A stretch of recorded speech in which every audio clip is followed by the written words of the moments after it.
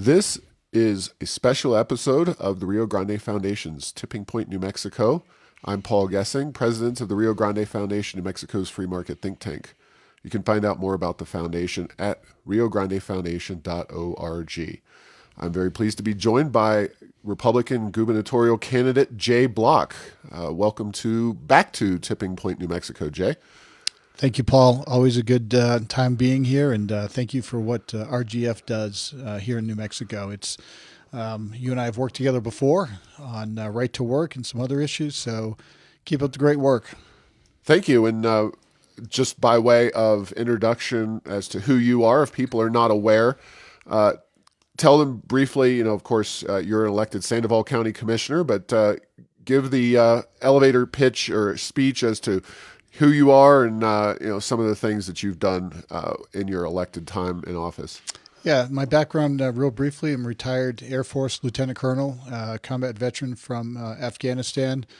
I was elected in 2016 when I retired from the Air Force on the Sandoval County Commission. I was the first Republican to ever win that particular district, District 2. And I turned Sandoval County Republican for the first time, and I was reelected in 2020. And during that time, we've been able to do just some amazing things I'm sure we'll talk about. But, I sponsored and passed some ordinances and resolutions regarding our Second Amendment, right to work, 30/30, pushing back against some of these COVID mandates, ethics, economic development, a bunch of things. So it's been fun because we've been able to have the right people in the right positions at the right time, and quite frankly, Democrats have worked with us on our conservative initiatives, which you're well aware of, Paul. Exactly, yeah. And just before we get real started on the conversation, the primary for this and other races, of course, Republicans running for governors. One of the top races on the primary ballot, if not the very top, but that race is to be decided on June 7th, 2022, and early voting is getting started here at the county clerk's office very, very soon. I'm looking for the date and don't see that. Tuesday, May 10th. So we're right around the corner. We're a week out from the start of early voting, and Jay, like you said, we've known each other for a long time, worked on a lot of issues. Is it fair to say that you are presenting yourself as the most conservative choice in the Republican primary? Well, I didn't know I had any competition in the primary. I thought it was just me on the ballot, unless I'm mistaken. I think you're mistaken, but am I mistaken? I'll go back to the records on that one. Yeah, fact check me on that one. Wait. All right. So I'm on the top of the ballot this year because I won the state convention at the state pre-primary convention, as you know, and I am an underdog. I was an underdog in 2016 when I ran for county commission against a well-entrenched incumbent who was well-known and well-funded. I was outspent there 2-1, and then when I ran for re-election in 2020. You know this, Paul. I had a lot of money coming at me because I was the number one target for county commissioners in the state from the governor. New Mexico for Public Lands came out against me and just did a complete awful commercial, very untrue, bunch of lies about my record on the commission. And then I had the Democrat establishment, the far left establishment, I should say, of Grisham, Heinrich, Lujan, and Holland all endorse and help my opponent there. And then I was outspent almost, between 8 to 10 to 1 there, and I still won that race to get reelected. And then you take a look at the state pre-primary convention in Ruidoso, and you had two of the professional political elites that poured in thousands of dollars to buy that convention. And our campaign, we're a lean budget campaign, and we just did it grassroots style, traveling around the state and winning over people with our message because they can see right through these political elites, whether it's the governor or the two of them I'm running against in the Republican primary, and they see right through them. And this is why we shocked, I think, the political establishment, Paul, by winning the convention, because no one thought we were going to win that convention. And we did. And, when you look at some of these candidates, around the country, underdog candidates, grassroots candidates, you're seeing a lot of victories. Probably the best example I can think of is in New Jersey, the truck driver who went around a state Senate district in New Jersey and won when he was outspent by the political machine in New Jersey from a state senator who was the longest serving state senator there at the time, and he won. So, we're getting a lot of dirt and mud, personal stuff, not about my record, because they can't attack my record. My record's never been attacked, and it's pretty pathetic what these political elites are doing, because they talk about unifying the party, but here they are just ripping each other apart on TV. They've come after me with their surrogates or themselves. One of the candidates literally chased my campaign manager in a bathroom and accosted her, which is just quite frankly disgusting. But this is who these people are. They will vote one way in the roundhouse and tell you something else, or they'll say something when they're running for U.S. Senate, and then they'll say something else for votes or campaign contributions. So this is what these political elites do, and the people in New Mexico, I feel, see right through them. And just, these people are just frauds, including the governor. She's a complete fraud and liar, and she's evil, and she must be defeated. And everyone knows it around the country that she's the worst governor in the country. And the time this is a great time to kick her out of office and put her in the unemployment line like she did to us. All right. Well, let's talk a little bit about your record and some of the things that you believe make you the conservative choice. And I'll throw one out there. Obviously, we worked on right to work at the county level. By the end of it, we had 11 of the 33 counties. 10. Well, either way, whatever. It was a lot, and I think we had one that jumped on right after the end of the year before the session got started, and it made it 11. But anyway, I'll bet you Diet Coke it was. All right. 10, A significant minority of New Mexico's counties. No, not really. I mean, 1/3, and a significant minority. And we were still getting a good number, but we were still getting going too. We had others lined up. But let's make the case. Tell our listeners here at Tipping Point, New Mexico, why you're the conservative choice for governor in New Mexico. Well, when I was running for county commissioner in 2016, we had a high unemployment rate there, and I'm looking around at our neighbors. Arizona, Texas, Utah, Oklahoma, even Colorado to some extent. They have some interesting right to work laws. And all these states around us were doing better than us when it came to employment, when it came to wages, when it came to union membership, quite frankly. And there are so many other metrics they were doing better than us. And, I talked to a few people. I talked to you, Paul. I talked to Carla Sontag at the New Mexico Business Coalition. We worked with Americans for Prosperity there as well. And we went out and talked to other business owners. And we said, hey, will this right to work, can we get it done at the county level where it spreads around using the Kentucky model? I think is what we did with, I think it was Hardin County. So I'm the first county commissioner in the history of New Mexico to sponsor and pass a right to work ordinance at the county level. And we got it done in 10 counties, Paul, not 11, but 10. And, I'm very proud of that, because one of the counties I'm most proud of that is just so near and dear to my heart is McKinley County. And you were there with me. There's 3 county commissioners, all Dems, and they passed it. And it was incredible to see McKinley County pass it, because when you look at McKinley County, it sits on the border of Arizona. It sits on a major highway. It sits on a major rail line, and it has an airport right there. It was ripe for businesses to come in and really turn McKinley County around, which is one of the poorest counties. I think it's the poorest county in New Mexico, one of the poorest counties in the country. So what we were trying to do is make New Mexico more competitive by, lowering the unemployment rate, which right now, Paul, I think we're the highest unemployment rate in the country still, 3 straight months. We have some of the lowest wages in the country. We have some of the highest poverty, highest crime, worst education, and we can go on and on and on. So that was there. We did that to bring New Mexico up. And in 2018, what was surprising was, we had a Republican governor who didn't even come out and support us publicly. And that was rather discerning. In fact, none of these other candidates running for governor were even with us when we were out running around New Mexico, passing right to work at the county level. So, you can talk about being a conservative, but if you weren't there in the fight doing that, you really have no credibility. So that was one of the things that I'm very proud of, that makes me not just a conservative, but it makes me somebody who wants to do better for New Mexico by bringing in more private industry instead of more government spending, which is just not working out well.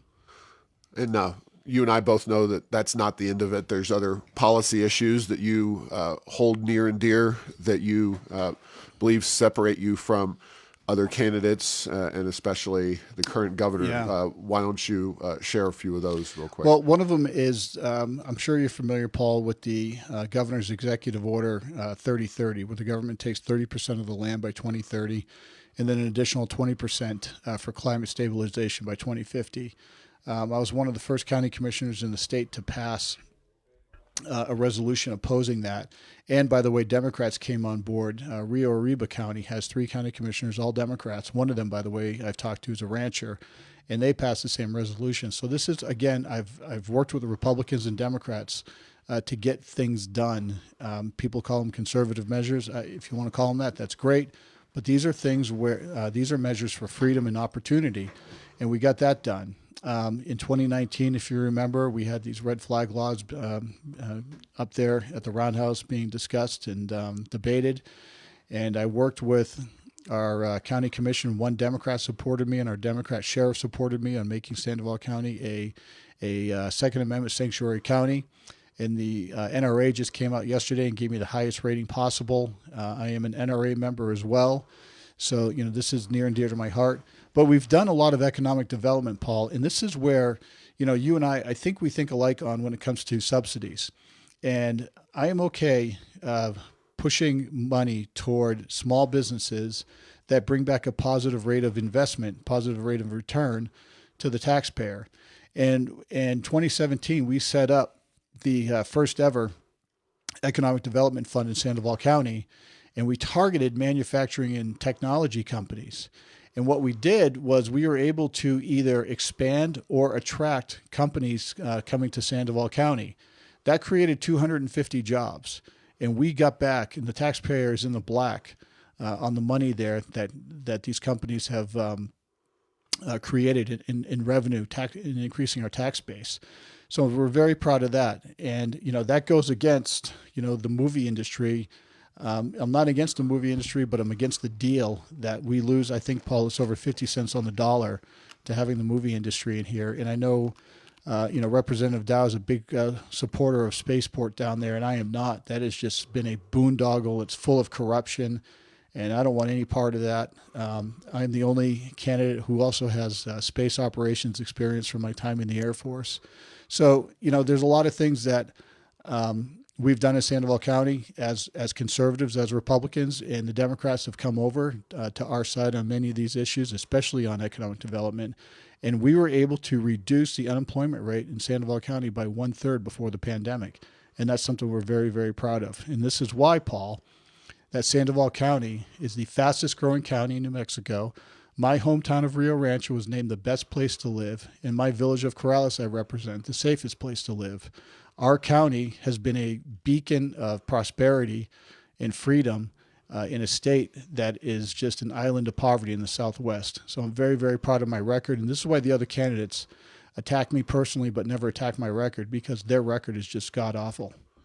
So this may sound like a funny question, but I appreciate conservative views, and definitely the Rio Grande Foundation espouses them, but you're running for elected office, and New Mexico has been a pretty blue state. So, how does being a conservative help you or hurt you in a general election race, with regard to potentially more moderate voices out there against our governor? Obviously, winning a primary is important, but unseating the current governor is really the critical thing I think a lot of Yeah. folks are driving at. Yeah, look, my views are, if you want to call them conservative, call them conservative. It's more common sense to me. I'm supported by Democrats as well. You know, Paul, that I have a very blue district I represent, and and I win in that district, and I'm very popular up there in Sandoval County. And what we've done in Sandoval County of Democrats and Republicans working together, getting things done. That's the type of model I'm going to bring forward as governor. And I have gone around this state for the past 13 months, running on that message, converting Democrats to Republicans. In fact, I was the only. I'm sorry, there was another gubernatorial candidate down there in the South Valley Pride Day a couple weekends ago, and I converted 3 Democrats and 1 independent to the Republican Party because I just sat and talked to them about what I believe, and they're like, "Yeah, okay, I get it." So we're educating voters one at a time around the state. And we're seeing so many people get excited about not just this campaign, but they're excited about this race, which is why when we had the county conventions around the state, for the first time ever, we had, in every county, we had way more people to be delegates than there were delegate slots. And you saw the convention down. Were you at the convention in Ruidoso? No. And, well, you missed a good time because we won that. But yeah, so we're seeing a lot of excitement, and this is the campaign to watch. And I don't think anyone has seen a grassroots campaign like this before. I mean, we're a threat. In fact, I had a call from one of my supporters this morning, and he said, "Hey, we had a Ron Ketty survey, and they had every candidate on there: Ron Ketty, Dow Zanetti, and Ethel Maharg, but they didn't put you on for the survey." So, this has been a big threat to the political elites in Santa Fe and in the Republican Party. And we're very excited about the direction the campaign's going. We've got a lot of momentum. We've won every single straw poll out there. We won the pre-primary convention. And I've showed up to every single forum. Only me and 1 other candidate has done that, Mr. Zanetti. And we have another forum coming up in reserve this weekend we'll be at as well. So you probably saw and are probably analyzing the Morning Consult poll, which shows Lujan Grisham not quite as the least popular governor in the country, but she's definitely among the bottom in terms of their popularity. But shockingly to me, she still retained a slight positive in terms of favorability. According, again, this is one poll, Morning Consult, 48 to 45 was her favorability versus unfavorability. What specific issues and kind of approaches do you see as likely being effective that you're going to use to separate yourself from her in a general election? Well, we're seeing now, I think COVID is going to be a real problem for her because, an article in the New York Times just came out that showed New Mexico had the highest death rate during COVID. I don't know if you saw that article or not. It was posted by some hospital page. And, when you look at her record of dealing with COVID and how much of a disaster it was and her reluctance to give up power, her emergency powers, which is something I will sign as the governor to go to the legislature to get an extension of that. And her record on her moonshot in education, moonshotting us to last. It's like the rocket blowing up on the pad, complete just failure of this governor. We're seeing, drugs just so prevalent in this state. We're seeing, more overdose deaths than ever before. We're seeing such disrespect for the police. We're seeing more homeless around the state. Her record is awful. And if this is the vision of the far left of, being rated the worst state to live in, high crime, high unemployment, the worst education, open borders, she's giving, tax dollar benefits to illegals instead of supporting our veterans and our homeless and those that need mental health treatment and drug addiction treatment. I think once people start hearing that message over and over again, that 48 is going to go down to probably, in my opinion, about a 40% approval rating by October of 2022. And she is in some real trouble because, we know how she's going to campaign against us. She's going to lie. She's going to cheat. She's going to do whatever she can to stay in power because this is a governor who's got nothing else in her life except being in power and controlling other people's lives. So one of the things that your opponents have made an issue of is the border, and we all know that the Biden administration and the federal government are the ones that, by and large, control border policy. States have limited authority in that direction. There's things that they can do, and we've seen Texas's governor try to do some work around the border. What's your take on the border as an issue and in this campaign? As a retired military officer for well over 20 years, I was also on active duty for over 20 years, but I started off in the Guard and Reserve. I understand what needs to be done on the border because I've been down to the border several times. I've also been to the border in Texas. I've talked to state border agencies in Arizona, and here's what I think. When the governor pulled the National Guard away in 2019, it was a huge mistake. And when I talk to the Border Patrol people now, we have Border Patrol people that could be patrolling the border, but they're doing other support roles and support tasks. I will put the National Guard back down to the border, but we got to make sure that we know, what type of skill sets the Border Patrol needs to support. You just can't throw everybody down there. It makes no sense at all, and that would just be total confusion. But we have to partner with the Border Patrol to see what exactly they need and what our National Guard can provide.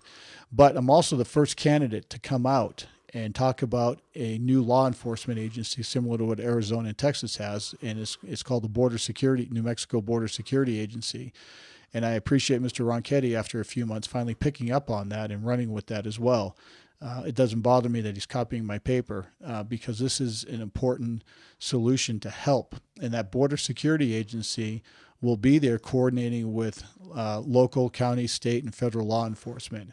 And this needs to be done because, as you know, Paul, we had the most overdose deaths in the United States in 2021 and the most law enforcement that were killed in action in 2021. And you can trace it back to an open border with all the drugs coming through, destroying families. And that has to be stopped. And when I was down on the border in Texas, I was invited there by Veterans for America First. I went down to McAllen, Texas, and Roma, Texas. And we were there with the Border Patrol, and we came across 15 unaccompanied minors from Honduras and Guatemala with different color wristbands. And basically what that meant was they're going to be going to different drug trafficking, sex trafficking, or whatever, and the Border Patrol processes them, and they give them over to a quote-unquote relative, and those kids are going to just have an awful, tragic life. So this has to be stopped. Title 42 must stay in place, and I'm very nervous to see what's going to happen. And our Border Patrol is so important. They should be so respected, but this administration in Santa Fe and Washington, D.C. has vilified them. And these men and women have been putting their lives on the line every single day, and it's getting worse and worse and worse. So the border is a big priority for me. All right. And another issue that has significant federal and state overlap, and of course is very timely right now, is the fire situation, which is unfortunately going on in New Mexico. Of course, the largest fires seem to have come as a result of National Forest Service folks out there doing controlled burns in unfortunately too windy conditions and really setting some of those blazes. But clearly water policy, environmental policy, including climate change, and of course hitting the ground with something relating to these fires. Talk about that. Yeah. I was recently up in Las Vegas. I was the only candidate to go up to Las Vegas, and visit the shelter. And I got a briefing from the incident commander up there. And it's funny, I was also in the same room with the governor up there. But here's what people are telling me in government and in industry. What they're telling me is that we need to thin out the forest. We need to clear all the brush in the forest. We need to log the forest as well. Because when you actually have industry up there taking care of the forest and logging forests and clearing out brush, it does a couple things. It protects the forest from future fires spreading even more. but it also keeps the nutrients in the ground. And we have planted so many additional trees. When you have so much more vegetation and trees up there with the same amount of water, we're seeing a lot of, and you've seen this, Paul, a lot of the forest is dying up there because, it's expanded so much and the water's not getting to the floor, and a lot of the trees are covering, providing a canopy, and we're not getting grass up there for elk and for livestock as well. So the government has done just an atrocious job of managing the forests, and I'm curious about what the accountability is going to be, because we've talked to a lot of people up there in northern New Mexico who have been evacuated, and unfortunately people have lost their homes or other structures. Or I talked to one gentleman, he had to let all of his goats leave because the fire was moving so fast he couldn't protect his animals. And when the government does this, it's got to be held accountable, because in my opinion, when I talk to all these ranchers and farmers, they know how to manage the land so much better than the government. And this goes back to the 30-30 discussion. If the government can't even manage, fire burns well, how are they supposed to manage large portions of, of the state?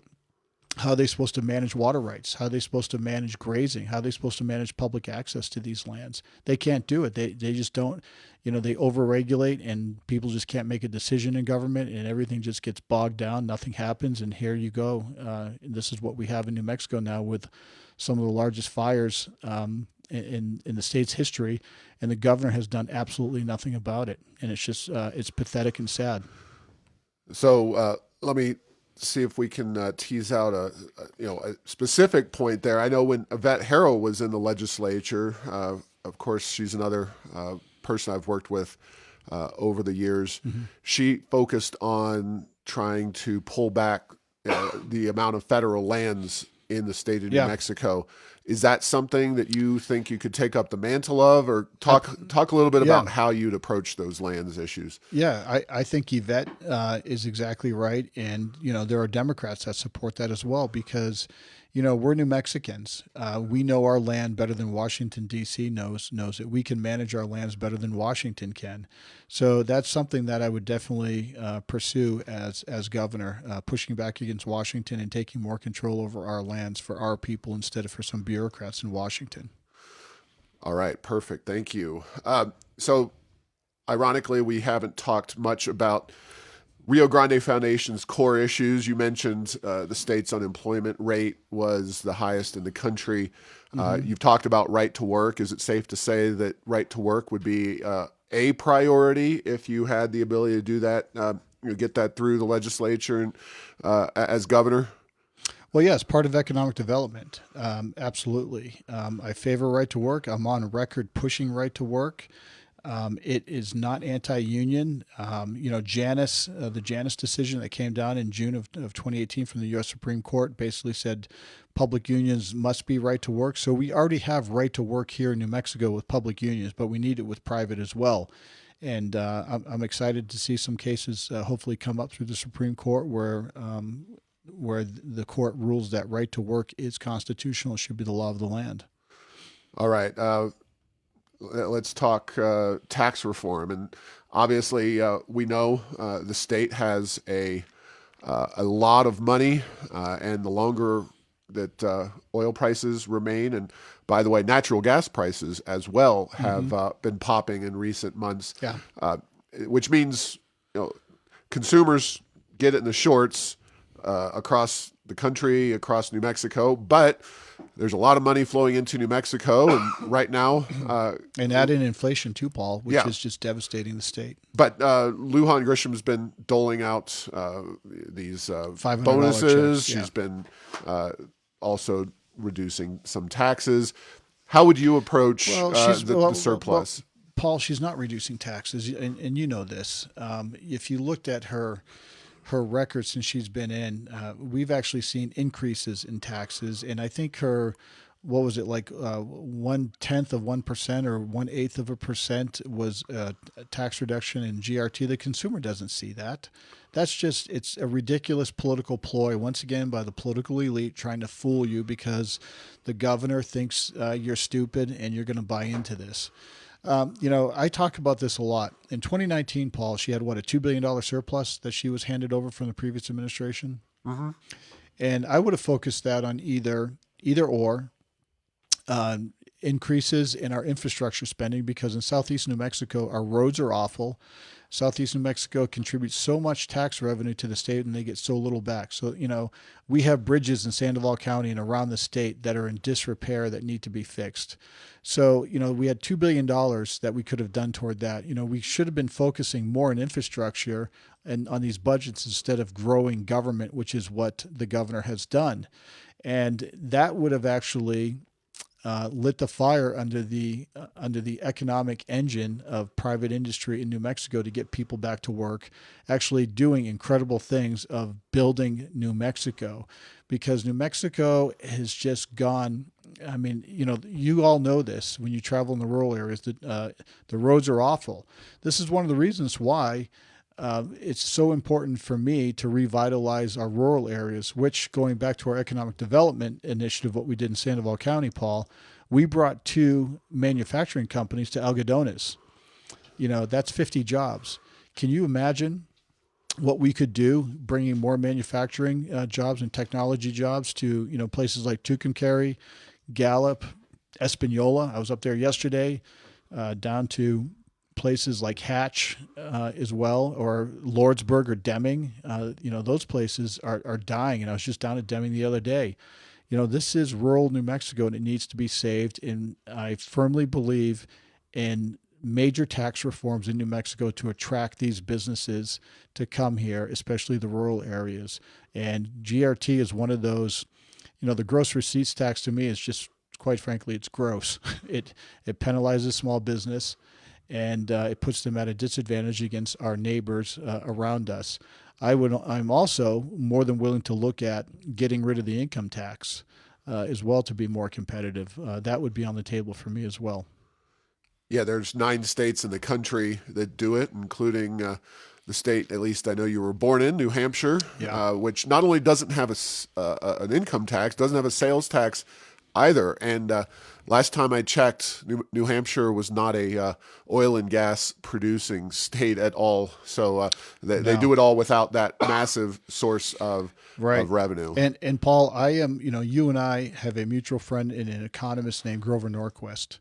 And, I've been out to Washington, D.C. to meet with Grover, and I've signed the no tax pledge. I'm the only candidate to do that. I believe with living within our means. I believe in returning money back to the people or investing that money back in infrastructure. But one of the things that people aren't talking about, Paul, is the state retirement system of PARA. And this is going to be a huge issue, because that's another opportunity I think the governor missed of definitely shoring up the retirement for our state employees that are going to be relying on that.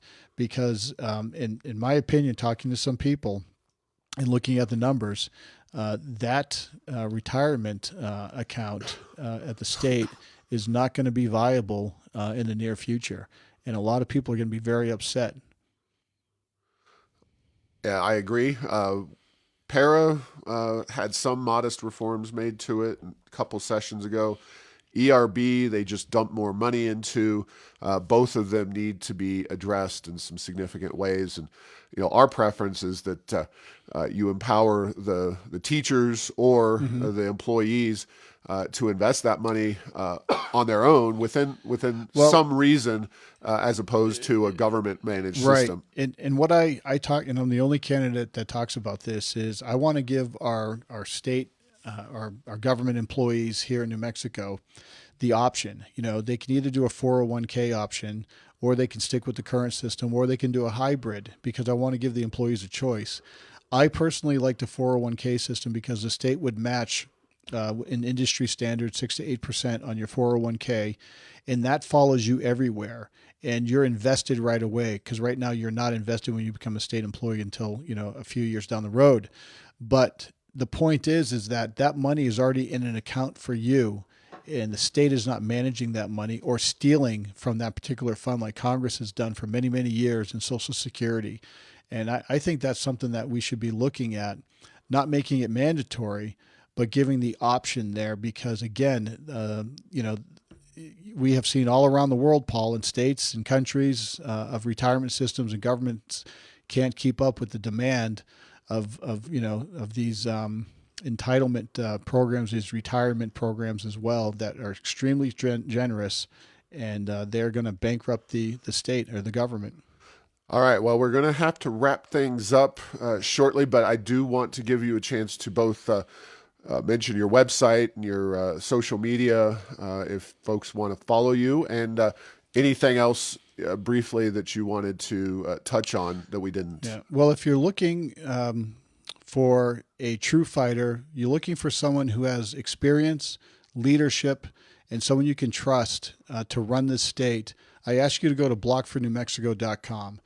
None of the other candidates have the four things that I have wrapped into one: leadership in senior military, leadership in private industry, leadership in elected office. And I've never lost an election in the state of New Mexico. I don't have ethics complaints like another candidate. I don't sit there and trash the previous president and then, run away from my record. Say one thing in 2020, now say something different in 2022, and say whatever it takes to get elected. My record is a record of success in Sandoval County, of Democrats and Republicans working together to make Sandoval County the best place to live in New Mexico. And that's the model that we're going to use in Santa Fe when I'm elected as your governor. So please go to blockfornewmexico.com. There's links to my Facebook and Twitter and Instagram.